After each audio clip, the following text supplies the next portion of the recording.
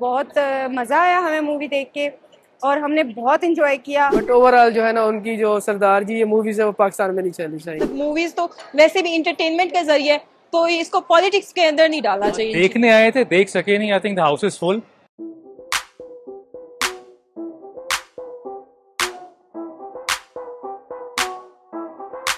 Film बहुत ही amazing है और इसकी स्टोरी लाइन बहुत अच्छी है और इसमें हानिया का कैरेक्टर बहुत अमेजिंग है और हानिया वैसे भी मेरी फेवरेट एक्ट्रेस है, तो मैं फर्स्ट डे मूवी देखने के लिए आ गई हूँ आज। उनकी फिल्में पाकिस्तान में नहीं चलने गई। जब हमारे एक्टर या हमारे हीरोज वहाँ पे काम नहीं कर सकते और हमारी फिल्में वहाँ पे नहीं चल सकती, तो उनकी सरदार जी जो भी है फिल्म, तो वो भी पाकिस्तान में नहीं चलनी चाहिए।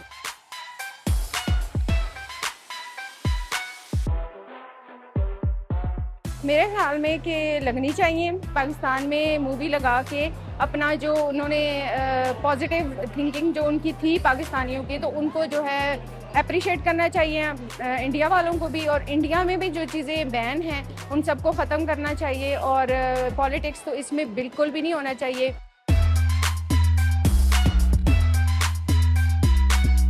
मैं देखने तो आया था movie, frankly speaking, as I said, लेकिन वो भी सिर्फ इसलिए देखने आया था क्योंकि ऑब्वियसली हमारी अपनी एक्ट्रेसेस हैं, उसमें काम कर रही हैं, सो जस्ट वांटेड टू सी कि उनकी अपनी परफॉर्मेंस क्या है। आई पर्सनली फील कि अब the time has come where we need to take a decision.